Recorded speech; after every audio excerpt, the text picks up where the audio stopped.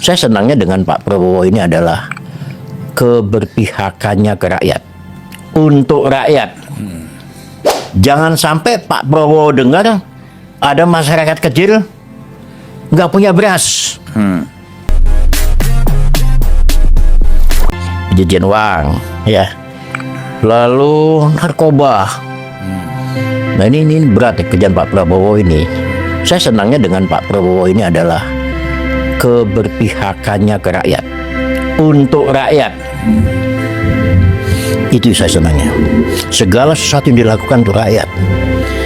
Jadi saya yakin Pak Prabowo itu, jangan Pak Prabowo itu mendengar orang nangis nggak makan.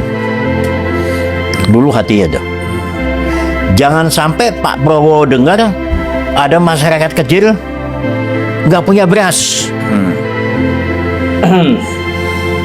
Jangan sampai juga Pak Prabowo mendengar waktu makan gratis, tiba-tiba anak itu nggak mau makan di sekolahan. Kenapa nggak mau makan? Mama di rumah belum makan. Ini harus dituntaskan, ya. Jadi betul-betul Pak Prabowo ini. Nah lalu saya melihat ini menjadi momen, tapi juga berefek. Apalagi ditambah dengan efisiensi ini menjadi bola panas juga nih nanti ini. Tentunya dimainkan oleh kelompok-kelompok tertentu. Karena saya tidak menutup kemungkinan di antara PNS ini yang tadinya dia hidup enak, tiba-tiba uangnya dipotong begitu. Ya pasti ngamuk lah. Itu pasti. Ya, ini yang kita takutkan, yang kita jaga itu bagaimana suara ini jangan liar. Ya kan, jangan sampai ada perkataan masih enak zaman yang dulu. Masih enak zamannya Pak Jokowi, jangan sampai itu. Nah, ini bagi saya ini harus ekstra hati-hati ya melihat ini juga ya. Jadi kebijakan ini memang harus kita dukung Pak Prabowo ini, ya kan. Makan sehat gratis harus terwujud, harus bisa. Apalagi sekarang ini pembersihan besar-besaran. Kita lihat di pertanian. Ada 2 dirjen tuh dihabisin tuh sama menteri itu, karena korup semua di dalam. Nah kita ingin seperti menteri-menteri yang lain seperti itu juga, ya. Jadi kita semua berpikir bagaimana mensejahterakan rakyat, mengatasi kemiskinan, ya. Lalu tentang tenaga kerja, ya harus kita kembalikan, ya. Ya kita mengurangi orang pengangguran, kita kurangi segala macam itu. Lalu kesehatan juga harus diperhatikan.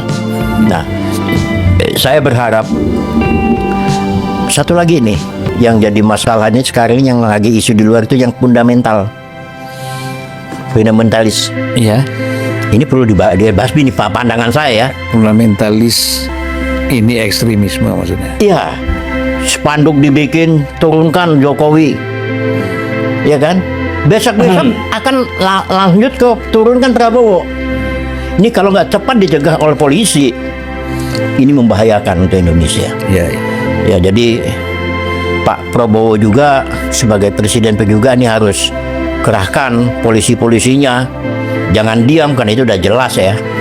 Ya ini PKI gaya baru ini kalau saya lihat ini. Ya ada spanduk di mana-mana.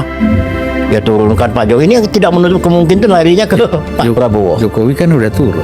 Ya ini diadili. Adili Pak Jokowi. Ya. Nah, karena kelompok-kelompok ini kelihatannya makin merajalela. Saya sambil nyatat ya. Ya. Satu, Terus aja. kelompoknya RT 16 perlu diwaspadai itu. Ya, boleh kritis tapi jangan seperti itulah. Kelompoknya RW 26 Mesti dijelaskan itu apa itu ya. ya. Kalau kelompoknya RT 14 kan udah tahu lah, kelompoknya PDI. Orang PDIP, ya kita terbuka aja. Ya. Kelompoknya RW 24. Ya, kelompoknya Anies lah. Nah, ini nih yang mereka lagi bermain nih sekarang ini. Ya. Sama kelompoknya itu grupnya Habib Rizik dan Roky Gerung. Nah, ini sekarang mereka lagi bermain semua. Ya, tidak menutup kemungkinan itu akan mengusulkan Pak Presiden Prabowo. Nah itu sementara dari saya. Tadi Prabowo kira-kira ngerti nggak, tahu nggak ada permainan-permainan itu? Saya rasa tahu. Tahu ya. Cuman ketegasannya ini yang belum ada. Ketegasan mengatasi orang-orang seperti ini itu seperti apa? Terlalu berani. Satu contoh aja, Rocky Gerung berani ngomong itu Prabowo apa itu di situ. Kan luar biasa. Ya, saya pikir zamannya Pak Jokowi aja. Ternyata orang-orang ini ternyata berlanjut. Oh, ini mungkin dipelihara nih oleh negara asing. Ini pasti dipelihara oleh negara asing ini. Nah, saya berharap kepada relawan-relawannya Pak Prabowo, relawan-relawannya Jokowi, kompak. Ya, kita kawal Bapak Prabowo agar berhasil misinya. Ya, kalau saya sih inginkan bahwa Pak Prabowo fokus saja 1 tahun ini masa pembersihan aja di dalam. Gak usah bikin program apalagi dulu. Korupsinya dibersihin dulu, narkobanya juga dibersihin. Ya, kita fokus saja pengentasan kemiskinan, ketahanan pangan, ya sama makan sehat itu dulu. Apalagi kan sekarang kan sudah banyak dipotong, efisien lah. Ya, sedangkan banyak dipotong aja masih bisa nanti orang ngentit di situ. Pastilah. Iya, makanya Nggak mungkin ada lumbung, nggak ada tikus. ini kita melihat ya masih ada yang ngentit nggak yang kayak ginian. Sudah diwanti-wanti oleh Bapak Prabowo. Nah kita lihat nanti. Ya, jadi berarti mental kita udah rusak semua. Nah itu saya juga kepengen tahu pengalamannya Pak Julpan di DPR itu seperti apa itu. Tentang uang jalan, ya kan, tentang apa, buka aja nggak apa-apa. Ya. Supaya masyarakat juga tahu gitu. Ya kalau masalah kebocoran anggaran itu kan sebenarnya hampir di setiap lembaga ada ya kejadian. Ya eksekutif, legislatif, yudikatif itu kan pasti ada. Nah karena ini sudah berjalan terlalu lama, kalau menurut saya sih Sudah mengakar ya. nah, ini memang harus bisa dilakukan dengan cara pelan-pelan, bisa juga dengan sekaligus. Ya tergantung bagaimana informasi dan pengelolaan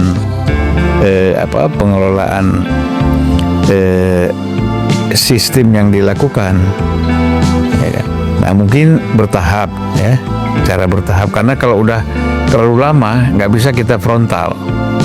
Nah mungkin bertahap, jadi satu-satu diselesaikan. Ini dulu bertahap karena dengan adanya efisiensi ini salah satu. Ya, efisiensi juga begitu, efisiensi Mengurangi orang korupsi dan segala macam gitu.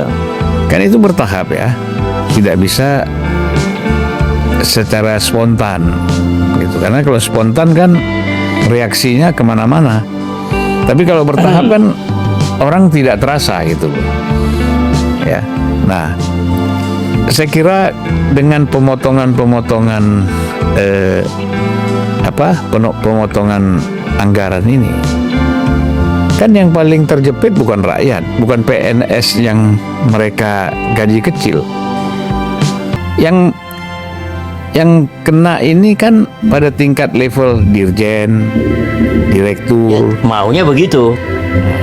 Tapi TVRI itu udah mecatin karyawan-karyawan honor lagi. TVRI salah kaprah. Justru honorer itu yang harus ditolong. Rakyat kecil ini jangan kena PHK, malah di PHK. Tapi sekarang dicabut katanya, saya dengar itu. Ini terjadi ya. Jadi kurang cun gitu.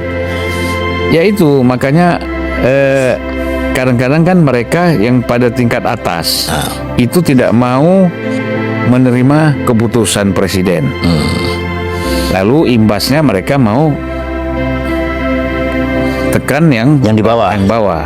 Ya kasus TVRI itu kan. Nah oleh karena itu pada tingkat kementerian juga ya memang harus dilakukan itu yang namanya levelnya tuh harus jelas gitu loh. Pada sampai tingkat mana ini diberlakukan, dan ke bawahnya yang mereka memang selama ini hidup juga sulit, ya kalau perlu ditambah seperti gaji guru, Ya. gaji ASN yang rendah itu ditambah. Jadi keberpihakannya jelas sekali gitu kan. Iya. Kalau dirjen udahlah ini jalan-jalan ke luar negeri, belanja, keluarganya apa saja bisa beli. Pamer tas. Nah, direksi ya kan, bupati, istri bupati, segala macam. Itu mereka bisa lakukan banyak hal. Belum lagi yang tabungan yang mereka simpan masih banyak. Barangkali ya. Jadi mereka nggak terasa. Oleh karena itu pada level eselon 1, 2, 3, 4 menurut saya atau 5 itu sebenarnya udah wajar dilakukan pemotongan karena selama ini sudah terlalu enak, Keenakan. terlalu nikmat ya kan dengan anggaran yang ada. Oleh karena itu pemotongan ini menurut saya satu taktis untuk bagaimana anggaran itu justru lebih banyak untuk membangun basis ASN kita supaya lebih sejahtera. Betul, setuju. Kan gitu. Ya. Nah, jadi saya kalau itu dikatakan itu, jadi level-level tertentu itu saya setuju banget karena jelas misinya Pak Prabowo itu adalah misi keberpihakan. Ya, jadi tentang rumah itu juga masalah. Saya malah punya ide tentang di laut itu rumah-rumah nelayan. Pak Prabowo sendiri kan sudah punya konsep bikin yang namanya rumah apung. Mungkin kementerian ini kan biayanya tidak besar, tapi masyarakat bisa gratis ya punya rumah di pinggir-pinggir pantai, pinggir laut. Ya. Yang sudah dirintis oleh Pak Prabowo, rumah apung yang di Priuk itu menarik, bagus sekali, bahkan untuk wisata juga bagus. Ya. Ya kan? Ya seperti rumah jabatan lah. Jangankan kita bicara yang lain, menteri saja tidak tinggal di rumah jabatan itu. Mereka tinggal di rumahnya sendiri kan, tapi tetap punya rumah jabatan. Coba lihat Widya Chandra itu, berapa orang sih menteri yang tinggal di situ? Atau di jalan, apalagi jalan Denpasar itu, berapa orang yang tinggal di situ, yang benar-benar tinggal di situ? Di perumahan DPR misalnya, Banyak kosong juga ya.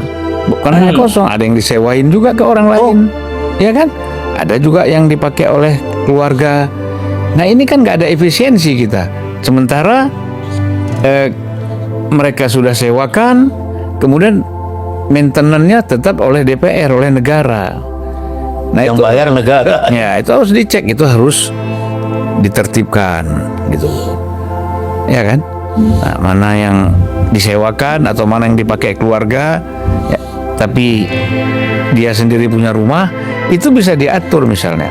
Bagi anggota DPR yang asal Jakarta, DPR RI, asal Jakarta, sudah pasti punya rumah kan? Ya. Di sini.